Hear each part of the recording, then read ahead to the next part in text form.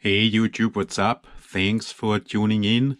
The MN111 Land Rover Defender 110. Here's my ready to run pickup version and the kit version, the cabin version. I did already show you in several videos the build process, the lights and electronics I used, and an unboxing of the pickup version.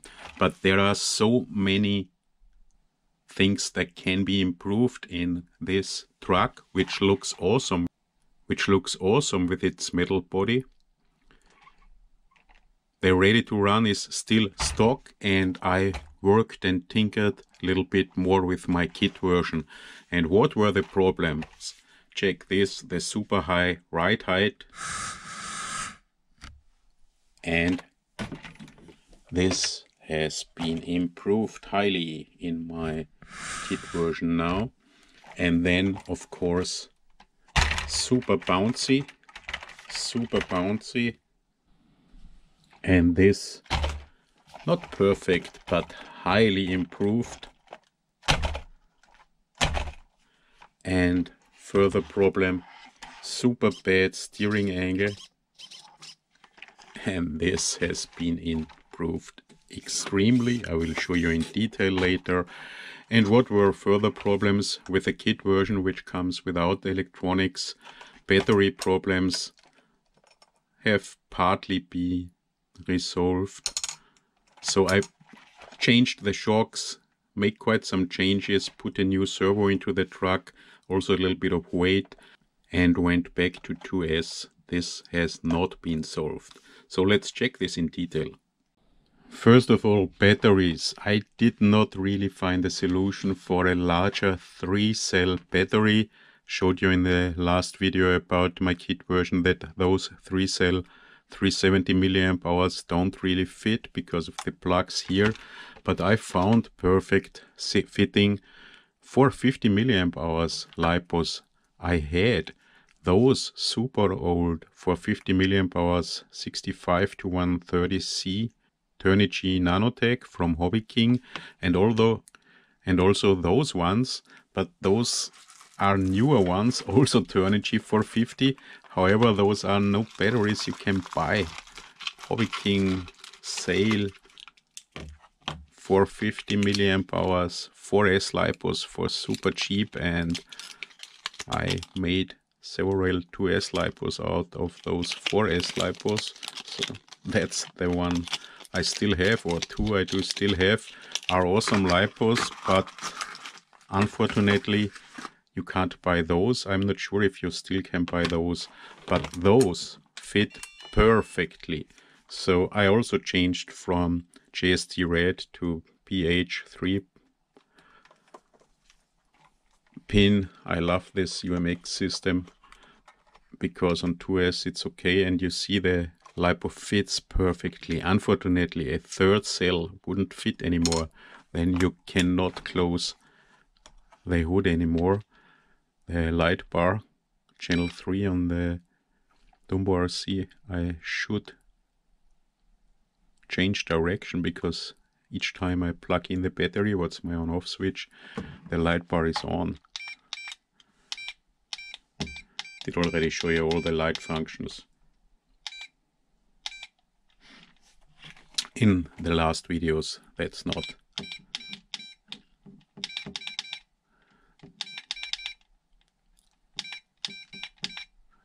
topic of this. So, and because I had to use 2S LiPos, I don't want to go with the 180 milliamp hours or 200 milliamp hours 3S LiPos I showed you in the last video, because that's such a large and heavy truck. That's super short runtime. I did also change the ESC. I changed and took the AS1215 out of the truck. Here it is, but not because of performance, only because I wanted to use one of those super nice flow clam ESCs, because I have them. They are that awesome, and this only runs on 2S, but check the low speed performance. It's unbelievable. You nearly do not have to touch the throttle, and this ESC, highly recommended. Of course punch, but this truck really lacks speed on 2S. I know it because I did some climbing tests, and 2S, it's not enough. Check this. It's that's a super heavy truck, more than 700 grams. Brushed ESC, unbelievable, but it lacks speed. It lacks speed. Compare the speed of the of the ready to run compared to this. But I did already show this last time to you. So now I'm on 2S. It runs awesome, but it simply lacks speed to climb some steeper obstacles. And that's what I have to say about the electronics, about ESC.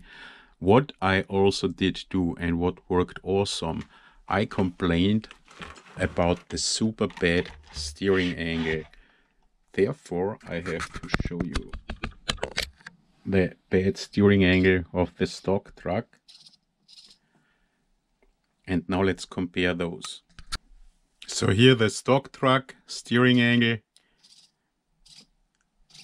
and here I upgraded truck. Boing. Of course come on.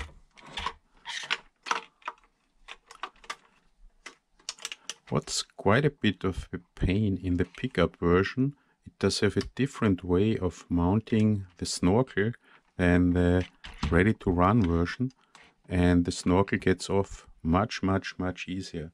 So again, steering angle of the stock and steering angle of the modified one.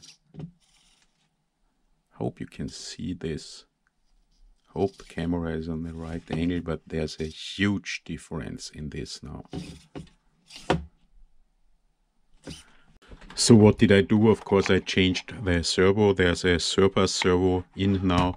The stock servo is plastic geared and it's weak, and the servo arm seems to be the problem. I used a much longer servo arm with the surpass servo. You see it on pictures, but it still does not touch. It seems this works, no issues at all with steering, and the steering angle is of course absolutely awesome now.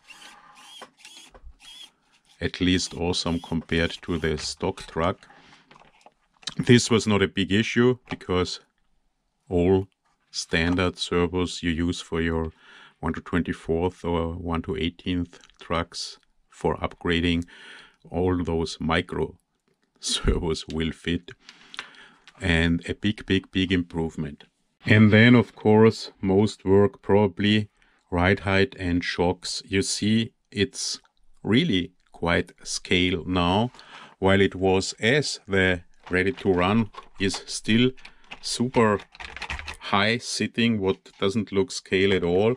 And I changed the shocks, and that was quite a bit of trial and error. The Charisma oil, I wanted to use oil shocks. Those are the stock shocks.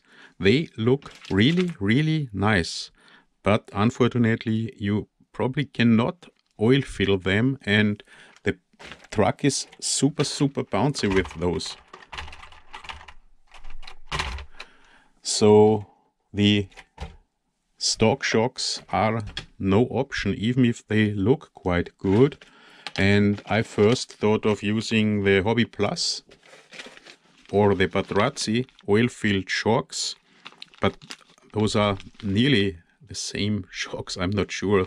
Those have this canister here, but they look super similar, and both types are awesome working oil-filled shocks, but they are super soft, and they are, in my opinion, too soft for this super heavy truck. Those shocks are much harder, and of course they are smaller. They would also have been shorter, and so I did not use them. Honestly, I don't know why I didn't try the Charisma ones. They are long, but I wanted to go down with the ride height, with the body, and I managed to do this. And what did I finally use? I used those upgrade shocks.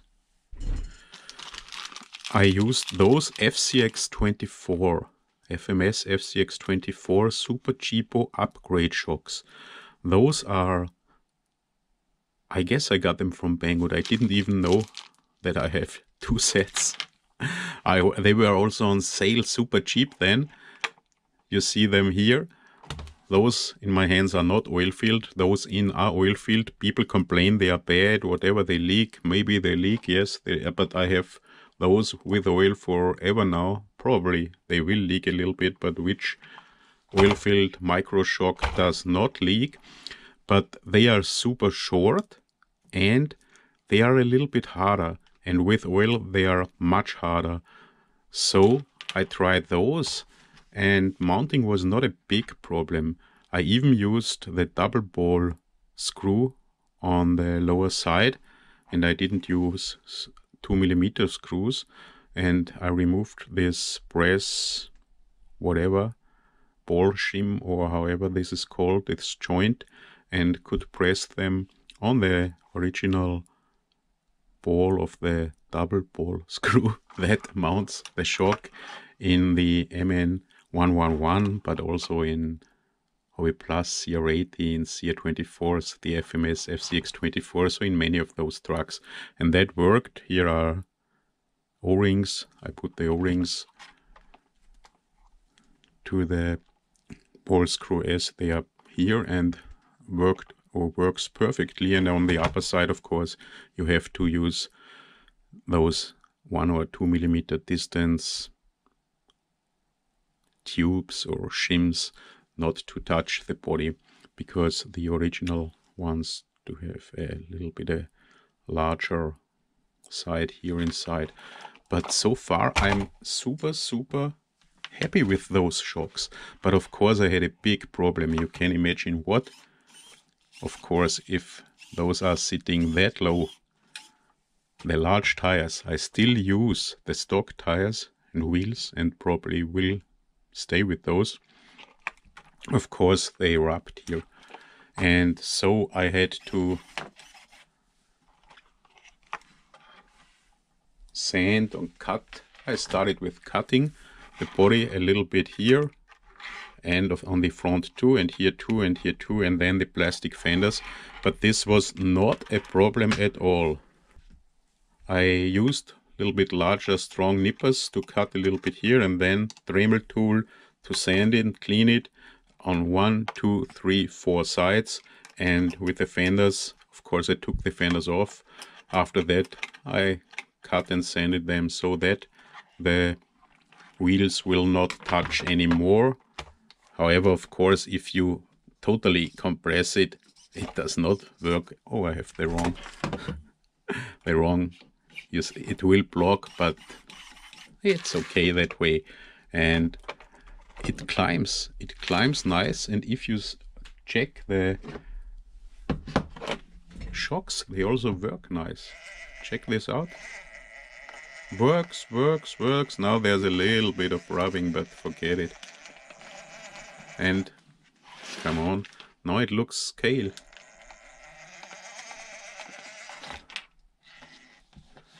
Stay.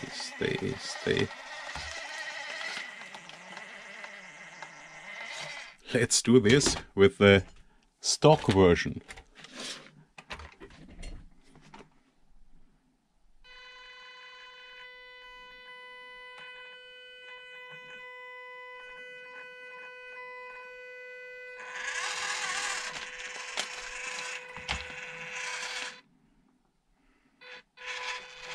Don't even know if I'm on first or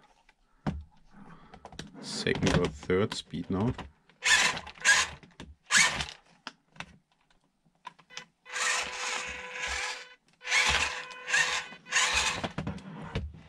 You maybe don't see the big difference, I'm not sure, but I feel the difference here. Throttle trigger, it's unbelievable. And you see how bouncy that truck is? Yeah, now you could see it. And The cabin version was even much more bouncy because it's much heavier. And now, again, for comparative purposes, this looks so much more scale now. Unbelievable. I love it. Honestly, I think this is good. And because the cabin version is much heavier than the pickup version, I showed you 70 grams difference in the latest video, and I thought it tips over so easy. I put weights into the wheels. I won't change the wheels anymore because I like those scale wheels, and because the stamped steels do not fit, they rub the portal housings. I won't take any other not scale looking wheels. This truck will never be a really good crawler. If I one day will find scale looking rims which fit here, then maybe, but now I will stay with those stock wheels or rims. I painted them white, and I put weight only into the front side. Here you can see it a little bit more than 14 grams each side, and it's easy. I can show this to you easily on the spare tire, because there are this slit, large slit here, and I put lead inside here into this slit and then sealed it with those golf or tennis sticky lead bands. But it's only 14 or 15 grams per wheel, and that's not a lot in a truck. That's much more than 700 grams already, so it will not help a lot. I did not do it in the rear wheels, and I have to admit, this truck lacks power. Maybe I should try to find an upgrade motor, because it lacks speed. It crawls super nice, super silent, slow. Here it doesn't lack power, but it lacks not power, it lacks speed, punch. It's not able to climb my hill of branches flat side that way, while the pickup version is more capable. And that's also a matter of the body. It's so much lighter. It was already 70 grams lighter in the last video without wheel weights, so now it should be around 100 grams lighter. Let's check it. Including battery, the pickup version now does have 736 grams, 737, and this guy, the cabin version, now does have 840 grams. Can you see it? So this truck is now much more, this truck now is more than 100 grams heavier than that truck. And that's a big difference. This isn't super strong and super fast on 2S, and that's maybe same speed, but it simply lacks power. 100 grams, that's more than 10%, or that's 13-14% heavier. So if you want to buy an MN111 and want to have a truck that performs quite well, both won't perform really well because of the heavy body. But if you should buy the pickup version, which is only available as ready to run, actually I guess it will be available as kit version 1 day 2, because that's, even without wheel weights, already 70 grams lighter than the cabin version, with all this luggage rack and whatnot and spare wheel, which this one doesn't have, and it performs significantly better. It performs better. It doesn't have better low speed modulation and that stuff with the super bad ready to run electronics, but I can climb hills with that one on second speed, full speed, which I cannot climb with the cabin version. It will tip over and it simply lacks speed. It's too slow. Super nice, super slow speed modulation, super nice crawler for maybe trail truck. but 3S would maybe be the option to improve this. Maybe I will go back to 3S. I would need batteries that 200 milliamp hours 3S, that's not enough. And that's it for this video. I only wanted to show my progress. Maybe there will be a further video what I can do here now. The only thing I really have problems now with is the speed. So maybe an upgrade motor, maybe an option to go to 3S again. And I will compare the 1/18 Defender 110. People asked me, so that's the MN111, and that's the also metal body, even much heavier Carbocup one. And you see the bodies are not big difference. The Carbocup one maybe wheelbase tiny bit shorter wheelbase, maybe less than 1 centimeter, and the Carbocup one little bit narrower than the MN111, but not really. It's only because of the larger or wider tires of the MN111, and the MN111 seems to be larger, but it is not really larger. It sits only higher. It's nearly the same size of the awesome metal bodies. So now you've seen a comparison. Defender pickup MN111 1/18, Defender pickup Carbocup one. That's it for this video, guys. Thanks for watching. Hope to see you in the next video. I'll be back.